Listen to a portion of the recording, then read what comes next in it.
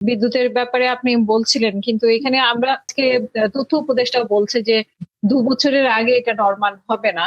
এরকম একটা বলছেন, এবং জুনাইসাকেও বলছেন যে চাহিদা অনুযায়ী গ্যাস ও বিদ্যুতের পর্যাপ্ত সরবরাহ নেই। তো আবার আমরা এটাও শুনতে পাচ্ছি যে কয়েক সপ্তাহের মধ্যে এটা আবার ঠিক হয়ে যাবে, মানে ২-১ সপ্তাহ। তো এইভাবে বিভিন্নভাবে আমরা বিভিন্ন কথা শুনতে পাচ্ছি। কিন্তু সব মিলিয়ে ১৮০ দিন পার করেছে সরকার হানিমুন হানিমুন পিরিয়ড। তো এই হানিমুন পিরিয়ড নিয়েও মানুষের মধ্যে মত পার্থক্য আছে যে আসলে সরকার কেমন করছে, এবং সরকার বাকি সময়টা কেমন করবে। এমনও কথা উঠছে যে আসলে ডিসেম্বর পর্যন্ত টিকবে কিনা। এরকম কথাগুলোকে আপনি মানে সমালোচনাটা কেমন ভাবে নিবেন? আপনার কাছে কি মনে হয় একজন নাগরিক হিসেবে? শেখ হাসিনা আসবে, ডিসেম্বরে আসবে, ডিসেম্বরে এসে আ বিচারের মুখোমুখি হবে। এটা তিনি নিজেই বলছেন। ৫ই আগস্ট বলেছেন, এমনিতেও বলছেন। আপনার কি মনে হয় সে মানে শেখ হাসিনা আসলেই আসবেন কিনা?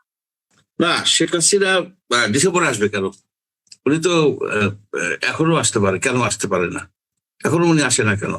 ওনাকে তো চাচ্ছে বাংলাদেশ সরকার। বাংলাদেশ সরকার তো ওনার জন্য আপনার চিঠি দিয়েছে। চিঠিটা প্রপারলি হুম, দিচ্ছে কিনা সেটা আমি জানি না, তবে চিঠি দিয়েছে, দাবি করেছে, এবং উনি তো এগুলো জানেন। উনি তো আগেই চলে আসতে পারেন।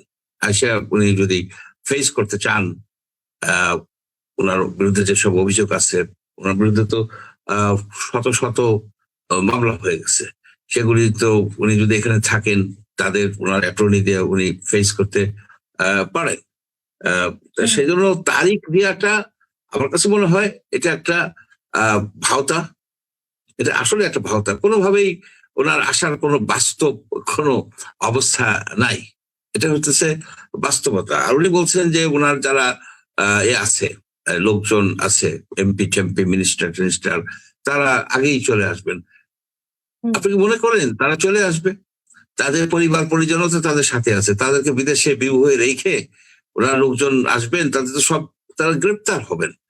আর হুম, দেশের ভিতরে ব্যাপক গণ আন্দোলন হবে, এটাও ওরা বলেন। আহ, এটাও ওরা বলেন হুম, যে দেশের ভিতরে প্রচুর গণ আন্দোলন হবে। আপনি একটা হুম, জিনিস দেখেন যে 15ই আগস্ট ছিল, এই কয়েকদিন হুম, আগে ছিল বঙ্গবন্ধু শেখ মুজিবুর রহমানের মৃত্যু দিবস, হুম, এবং এটা করুণ মৃত্যু।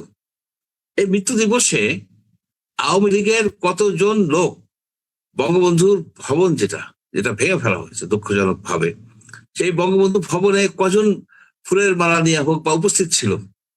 10-12 জন, 15 জন। তো হুম। কেন তারা যায় নাই? ওখানে যদি 50,000, 1 লক্ষ হ্যাঁ, লোক এখন যেত, তাহলে কি? তারা বলবে যে তারা হেনস্থা হওয়ার ভয়ে যায় নাই। সেখানে পুলিশ পাহারা ছিল, আরো অনেকেই ছিল। গত হ্যাঁ, ২ ঠিক বছর আছে, আমরা যেভাবে হেনস্থার ভয়টা দেখেছি। যদি না দিয়ে হুম, থাকে, তো শেখ হাসিনা যখন আসবে, তার নেতারা যখন আসবে বিভিন্ন জায়গায়, তখন হেনস্থা হবে না? এগুলি সব বাকওয়াস কথা। এগুলি সব বাকওয়াস কথা। একেবারে ক্লিয়ার কাট।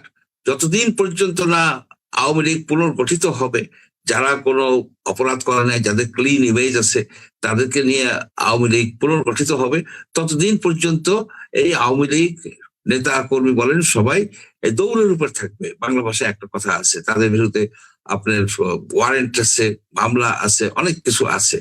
সুস্থ রাজনীতির জন্য আমি মনে করি কি, আওয়ামী লীগের যারা আহ, আহ, বিশেষ করে আহ, এই আওয়ামী লীগের প্রেসিডেন্ট শেখ হাসিনা, তার উচিত উচিত হচ্ছে হুম, এই বিভিন্ন কমিটি ভেঙে দিয়ে, সব কমিটি ভেঙে দিয়ে, যে এই তোমরা পুনর্গঠন করো, হুম, পুনর্গঠন করো, যাতে সুস্থভাবে এরা রাজনীতি করতে পারে।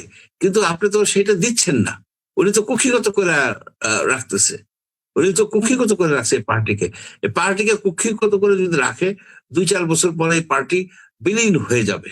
বাংলাদেশের জন্য সেটা খুব ভালো শুভ বিষয় না।